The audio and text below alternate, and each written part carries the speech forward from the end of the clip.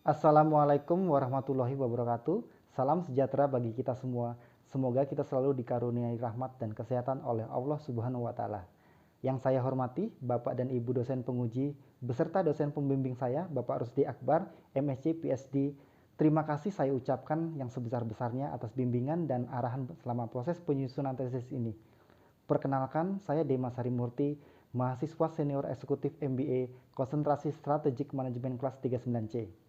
Pada kesempatan yang berbahagia ini, dengan bangga saya akan memaparkan hasil topik penelitian saya dengan judul Analisis Implementasi Strategi Bisnis di Masa Krisis, Studi pada PT SMRA.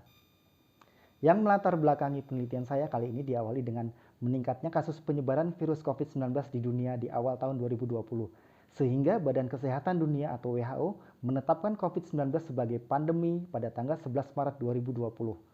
Mengingat penyebaran virus COVID-19 di Indonesia yang begitu cepat, pemerintah Indonesia berupaya untuk melakukan pencegahan dan menekan angka penyebaran virus dengan menerapkan PSBB dan PPKM.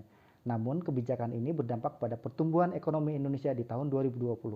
Perekonomian Indonesia mengalami kontraksi sebesar 2,07% tahun 2020 dari penurunan produksi dan pengeluaran sebagai akibat dari krisis kesehatan akibat pandemi COVID-19 yang memicu ketidakpastian pasar. Pertumbuhan tersebut juga dipengaruhi oleh penerapan PSBB dan PPKM yang membatasi mobilitas penduduk. BPS mencatat Indonesia mengalami inflasi terendah 10 tahun terakhir, yaitu sebesar 1,68% sebagai akibat dari kontraksi pengeluaran. Sehingga Bank Indonesia berupaya memacu perekonomian dengan menurunkan suku bunga sampai 5 kali lipat dari 5% menjadi 3,75% sampai akhir tahun 2020. Penerapan PSBB dan PPKM juga berdampak pada penurunan pertumbuhan penjualan properti residensial. Berdasarkan data Bank Indonesia, penurunan pertumbuhan penjualan properti sampai menyentuh angka minus 20,59% di akhir tahun 2020. Dalam laporan keuangan tahun 2020, PT SMRA mencatat total pendapatan sebesar 5 triliun, menurun 15% dari tahun sebelumnya, dan laba bersih tercatat sebesar 246 miliar rupiah, turun 60% dari tahun sebelumnya. Dari latar belakang rumusan tersebut di atas, rumusan masalah didapatkan kebijakan penerapan PPKM yang berlaku sejak Maret 2020 mempengaruhi sektor industri properti yang mengakibatkan indeks harga penjualan rumah menurun dan pendapatan persero menurun. Namun, sepanjang tahun 2020, Perseroan berhasil membukukan penjualan pemasaran sebesar 3,3 triliun. Pencapaian tersebut melampaui revisi target yang ditetapkan Persero yaitu sebesar 2,5 triliun. Sehingga menimbulkan pertanyaan bagi peneliti. Yang pertama, bagaimana PT SMRA menerapkan strategi bisnisnya dalam menghadapi situasi krisis? Yang kedua, faktor apa yang berperan pada strategi bisnis PT SMRA dalam pencapaian target market sales? Selanjutnya, lingkup penelitian ini dilakukan pada perusahaan pengembang properti hunian yang berkantor pusat di Jakarta dengan wilayah operasi di 6 kota. Tujuan penelitian ini dilakukan untuk mengkaji implementasi strategi bisnis perusahaan di masa krisis, serta untuk mengetahui faktor-faktor yang berperan dalam pencapaian target market sales di tahun 2020. Selanjutnya, peneliti membangun rangka konseptual. Rangka konseptual merupakan konsep yang termasuk dalam penelitian dan dapat digambarkan secara diagram menggunakan kotak-kotak yang dihubungkan bersama dengan panah untuk menunjukkan hubungan potensial antara konsep yang ingin dieksplorasi lebih lanjut dalam penelitian. Rangka konseptual dikembangkan melalui penalaran deduktif berdasarkan literatur dan teori yang ada. Dalam penelitian ini terdapat 7 elemen yang akan dieksplorasi oleh peneliti, yaitu sumber daya kunci, faktor politik, faktor ekonomi, hubungan pelanggan, saluran pemasaran, proposisi nilai, dan segmentasi pelanggan. Dari rangka konseptual di atas, peneliti menggunakan pendekatan landasan teori Pestel sebagai analisis lingkungan eksternal. Analisis Pestel dilakukan untuk mencari fakta yang lebih luas. Hasil dari analisis ini dapat membantu perusahaan dalam menetapkan faktor eksternal yang dapat mempengaruhi keputusan yang dibuat secara internal. Selanjutnya, landasan teori yang kedua menggunakan pendekatan analisis model bisnis kanvas. BMC merupakan kerangka kerja yang membahas model bisnis dengan disajikan dalam bentuk visual berupa kanvas, agar dapat dimengerti dan dipahami dengan mudah.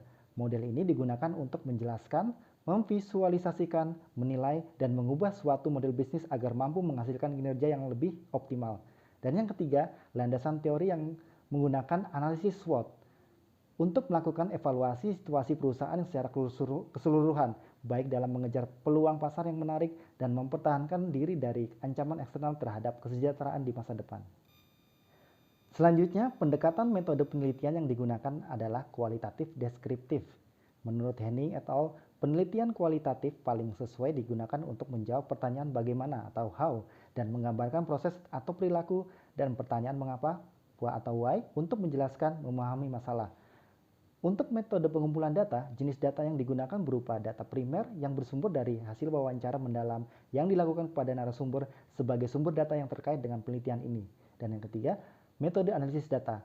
Untuk metode analisis data merujuk pada grounded theory yang dikembangkan oleh Gesser dan Strauss, di mana teori yang komprehensif yang muncul dari data dengan menggunakan teknik sistematis yang memiliki kemampuan untuk menjelaskan suatu fenomena atau proses.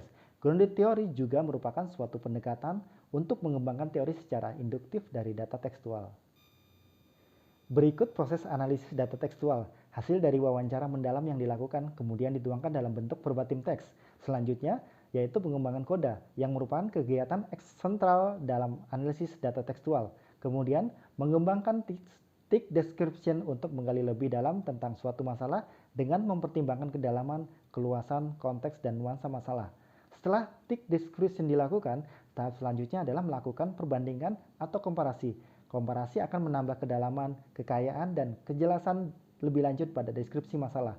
Tugas berikutnya adalah dalam siklus analitis digunakan untuk mengkategorikan dan mengkonseptualisasikan data untuk mulai dipertimbangkan data secara keseluruhan.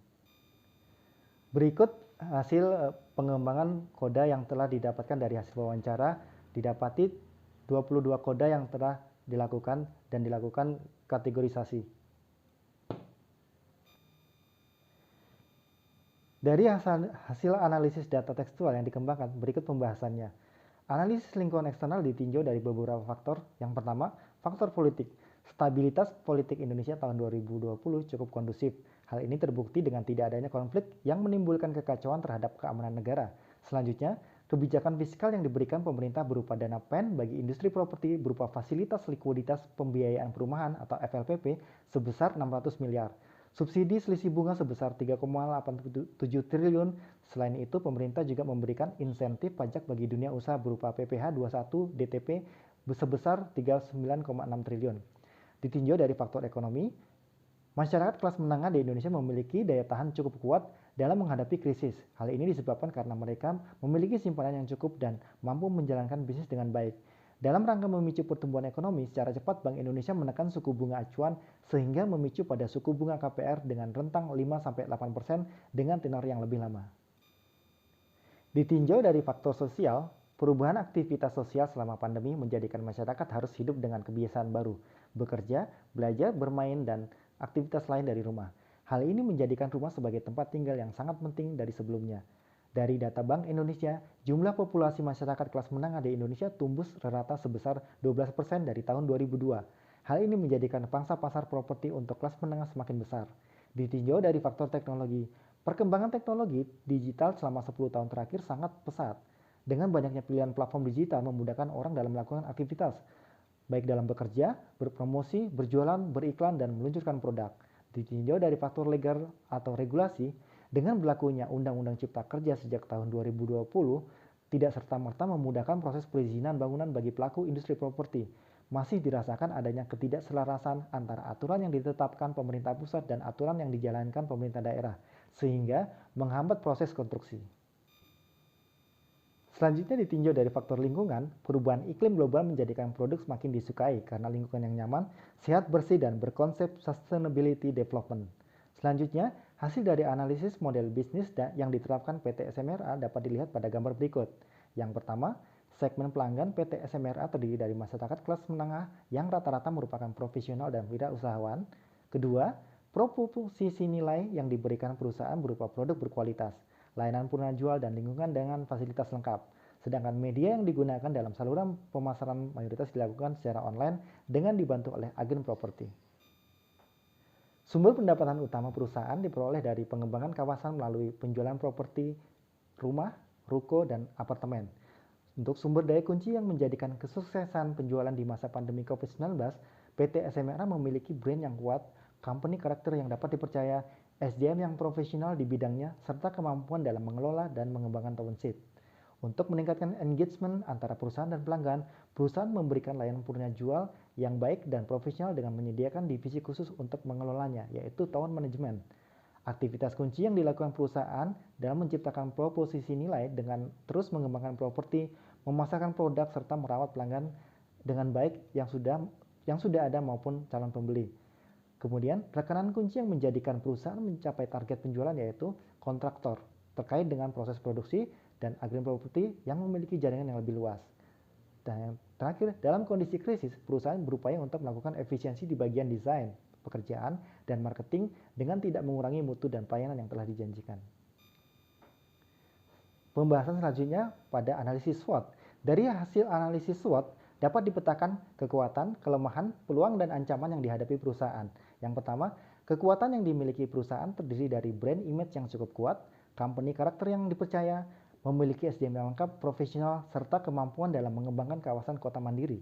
Yang kedua, sedangkan kelemahan perusahaan yang didapati berupa harga produk yang cukup mahal, serta biaya perawatan lingkungan yang cukup mahal dibanding pesaing. Untuk peluang yang bisa dimanfaatkan perusahaan berupa kebijakan fiskal, insentif pajak, suku bunga yang rendah, penggunaan platform digital untuk melakukan promosi, penjualan, dan launching produk. Sedangkan ancaman yang dihadapi perusahaan yaitu terkait dengan masih berlangsungnya pandemi COVID-19 dan terus meningkatnya harga material bahan bangunan dan tanah. Dari hasil analisis SWOT yang telah dipetakan, strategi bisnis yang dapat diimplementasikan pada perusahaan PT SMRA yang pertama, adaptif dengan mengontrol keselamatan dan kesehatan karyawan dengan membentuk satgas dan protokol kesehatan di kantor maupun di proyek. Yang kedua, melakukan efisiensi biaya pada pengeluaran non produk, biaya karyawan, efisiensi prosedur kerja, efisiensi biaya overhead, pemilihan proyek berdasarkan skala prioritas. Selanjutnya, memanfaatkan teknologi digital dalam bekerja, promosi, pemasaran, penjualan, dan pembayaran. Selanjutnya, menjaga hubungan pelanggan baru maupun yang lama dengan memberikan fleksibilitas pembayaran berupa menstrukturisasi dan cicilan uang muka. Strategi kedua itu fokus, mengembangkan properti di 6 kawasan dengan skala prioritas produk yang dapat dijual. Kemudian, mendorong penjualan dengan memanfaatkan peluang dari kebijakan fiskal, suku bunga KPR yang rendah 5-8% dengan tenor yang cukup panjang untuk menarik konsumen. Cermat dalam menghadapi perilaku pasar dengan berinovasi pada desain rumah dan informasi produk. Kemudian mengulik-ngulik strategi pemasaran, strategi pembayaran dari sisi produk dan sisi pelayanan. Strategi yang ketiga adalah confident. Perusahaan yakin dan memiliki keunggulan sumber daya berupa brand yang kuat dan hubungan pelanggan yang cukup baik. Perusahaan meyakini produk yang dipasarkan memiliki banyak peminat. Dengan terus bertumbuhnya kelas menengah atas dan meningkatnya kebutuhan akan properti, perusahaan meyakini produk yang dijual akan terserap oleh pasar. Dari hasil analisis dan pembahasan yang telah dilakukan peneliti, didapat kesimpulan sebagai berikut. Yang pertama, PT SMRA Tbk adalah pengembang properti yang mengalami dampak selama pandemi COVID-19 di tahun 2020. Namun, mampu membukukan penjualan pemasaran sebesar 3,3 triliun yang melampaui target yang ditetapkan Persero sebesar 2,5 triliun. Kedua, strategi bisnis yang diterapkan PT SMRA yaitu survival mode dengan tetap fokus pada pengembangan properti di 6 kawasan Summarecon dengan skala prioritas pada produk yang dapat dijual. Kemudian melakukan efisiensi biaya overhead serta cermat menangkap peluang yang ada, beradaptasi menghadapi situasi yang tidak menentu, inovatif dalam menciptakan produk sesuai kebutuhan pasar, dan percaya diri pada sumber daya yang dimiliki. Ketiga, faktor yang berperan pada kesuksesan strategi bisnis PT SMRA yaitu berupa perusahaan memiliki sumber daya yang kuat, dari brand yang tercipta, dari pengalaman, komitmen yang dibangun terhadap kualitas dan pelayanan yang diberikan. Selain itu, segmen produk di kelas menengah dan menengah atas yang memiliki ketahanan ekonomi yang kuat dalam menghadapi krisis. Dan yang keempat, ancaman yang dihadapi perusahaan diantaranya harga bahan bangunan dan tanah yang terus naik, dan terkait ketidakpastian regulasi atas perizinan bangunan antara pemerintah daerah dan pusat yang belum selaras, serta masih berlangsungnya pandemi COVID yang menyebabkan beberapa proyek ditunda sebagai akibat dari PPKM. Selanjutnya, saran yang dilakukan dari peneliti dalam menghadapi ancaman. Yang pertama, dalam menghadapi ancaman harga tanah yang terus naik, perusahaan dapat bekerja sama dengan perusahaan pengembang dengan melakukan joint venture kepada pemilik lahan di kawasan pengembangan. Terkait dengan harga material yang terus naik setiap tahunnya, perusahaan juga dapat melakukan MOU dengan produsen material bangunan untuk jangka waktu tertentu untuk meningkatkan harga material. Kedua, terkait kendala perizinan bangunan, perusahaan dapat melakukan bantuan konsultasi perizinan atau pengurusan pada lokasi pelayanan terpadu satu pintu atau PTSP yang tersedia di setiap daerah pengembangan properti. Demikian pemaparan tesis saya pada kesempatan kali ini. Saya ucapkan banyak terima kasih kepada dosen penguji dan dosen pembimbing. Assalamualaikum warahmatullahi wabarakatuh.